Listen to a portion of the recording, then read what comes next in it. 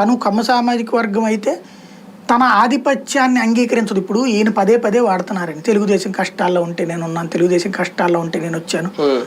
ఆ ముక్కని చంద్రబాబుతో చెప్పించమనండి, ఆ ముక్క లోకేష్తో చెప్పించమనండి, ఆ ముక్క లోకేష్తో అనిపించమనండి. తెలుగుదేశం కష్టాల్లో ఉంటే కాపాడడానికి పవన్ కళ్యాణ్ వచ్చాడని పొర్రపాటును కూడా వాళ్ళు అన్నారు. కానీ వాళ్ళందరి ముందు పవన్ కళ్యాణ్ అంటున్నారు.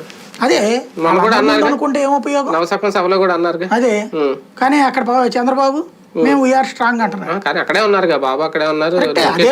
అదే పవన్ కళ్యాణ్ ఎదురుకుండానే తెలుగుదేశం గెలవబోతోంది, జనసేన తోడుందని చెప్తున్నాడుగా. అచ్చెన్నాయుడు కూడా అదే చెప్పాడు. మరి ఇంకేముంది అక్కడ? ఇద్దరు కూడా ముసుగులో గుద్దులాటే వారం.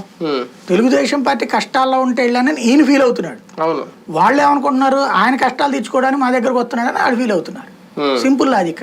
లోకేష్ గారి వ్యాఖ్యలు రెండు పార్టీల్లో నాయకులను రెచ్చగొట్టే విధంగా లేవా? ఏమీ లేవు, చాలా కన్విన్సింగ్ గానే ఉన్నాయి. కన్విన్సింగేనా? ఎందుకంటే జనసేన కేడర్లో వాళ్ళు ఆల్రెడీ జనసేనలో జనసేన ఆత్మతో పని చేయలేని వాళ్ళు. అంటే జనసేన ఆత్మ అంటే పవన్ కళ్యాణ్ ఆత్మ, మళ్ళీ కాపు ఆత్మ కాదు. కాపు ఆత్మతో ఉండే వాళ్ళు అయితే దాన్ని యాక్సెప్ట్ చేయరు. జనసేన ఆత్మ అంటే పవన్ కళ్యాణ్ ఆత్మ మాత్రం. అంతే.